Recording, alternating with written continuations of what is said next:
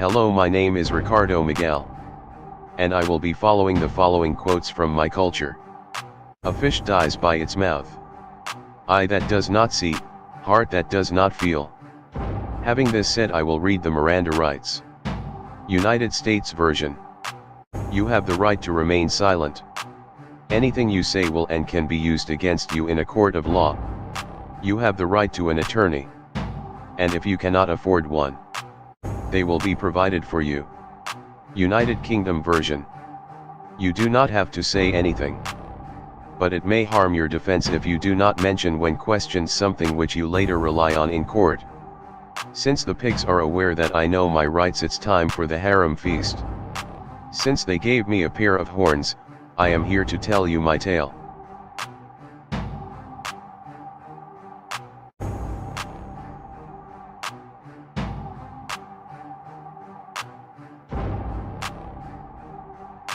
Do not look up.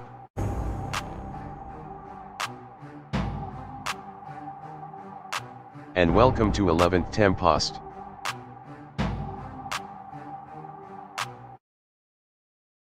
This is a little bit about me. I come from a stressed out language background, therefore some accentuations or phrase constructions might come out as rude.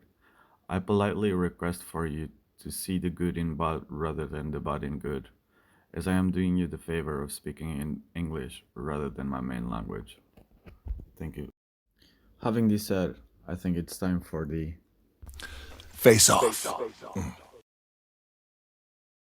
Hi. I understand that the title of this video is a little bit controversial, but I'm here to debate why this is a myth. Everything that is going to be said in this video, even though a little bit controversial, in my country, it's taught to the children in a subject called natural science, and it's taught to teenagers on the phase that they have the hormone change, for them to understand what's going on with their bodies and understand what's going to happen. So you might be asking, why do I call this a myth, and how do I tend to prove it that it is a myth and it won't pass by anything else but a myth? In order for us to understand this, we first need to understand what is a human being. So I highly recommend you to make this research that I'm going to show you on Google, so we can start proving that transphobia is a myth. So the research we are going to be looking for now, it's what is a human in the animal kingdom.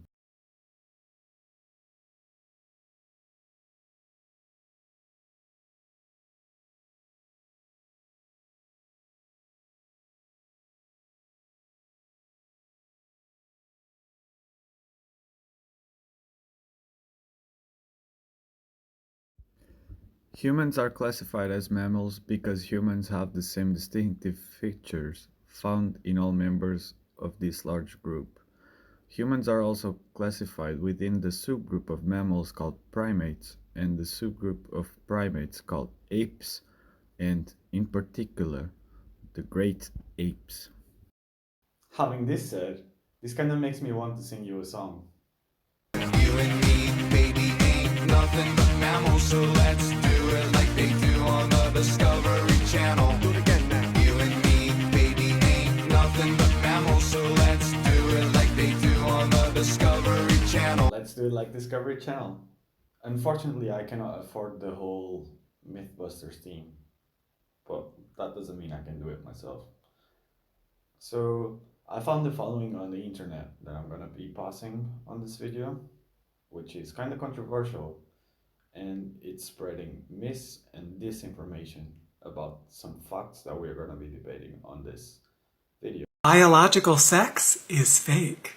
Yes, we all know that gender roles are fake, but do not say to a trans person, biologically male, born female, male-bodied. No, no, no, no, no.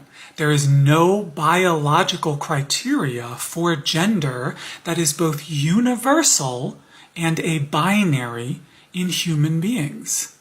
Where does that leave us? free. This philosophy doesn't make sense, simply for the fact that it's just arguments. Um, and according to my culture, against facts, there's no arguments. So I'm gonna be breaking this video apart before I continue to go to other topics. There is no biological criteria for gender that is both universal and a binary in human beings. So biological sex is in fact real, and it's assigned to you at conception. So it's at the point that we are still a sperm fertilizing an egg. So how does this work, and how is it binary? So every female egg contains the chromosome X. The sperms, the male sperm, might contain the chromosome X or Y. The combination between these chromosomes will either generate XX or XY, which this combination is going to be a female, and that combination is going to be a male.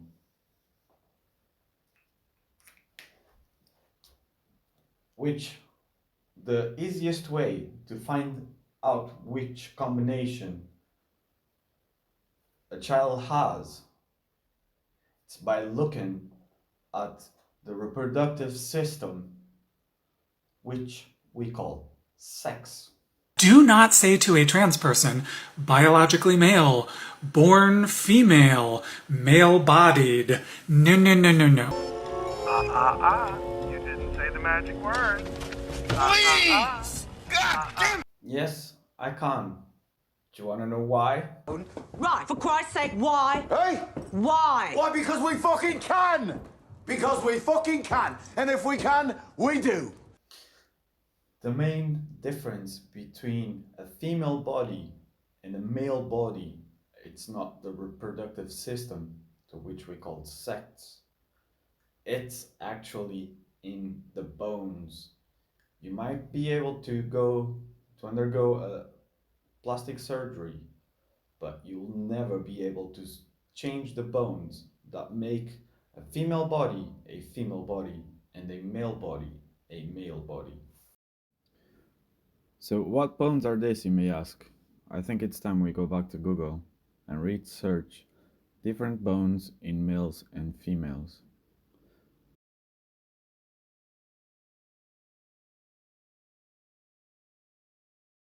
We are going to find out that within the same population, males tend to have larger, more robust bones and joint surfaces, and more bone development at muscle attachment sites. However, the pelvis is the best sex-related skeletal indicator because of distinct features adapted for childbearing. This makes us come to the conclusion that unfortunately there is no such thing as transgender. There's only a bunch of people with, unfortunately, mutilated reproductive systems and some that are actually reliable on drugs for the rest of their lives. Not drug addicts, unfortunately, drug reliable people. Which makes me come to the conclusion that there's some people that should be accounted for what's happening to our youth, and to some that already have been through it. Accountability. So if we do a quick research online, there's an act against tattoo artists of making tattoos on people under the age of 18. And the act states it is against the law to tattoo a person who is under the age of 18. No one can provide any sort of consent. If a tattoo artist carries out a tattoo on a person who is under 18, The tattoo artist could face a fine up to £1,000 and could be at risk of losing their registration. There is no act against the use of plastic surgery, unfortunately, but to my reasoning, there should be an act stating that it is against the law to perform plastic surgery on a person who is under the age of 18, which no one can provide any sort of consent.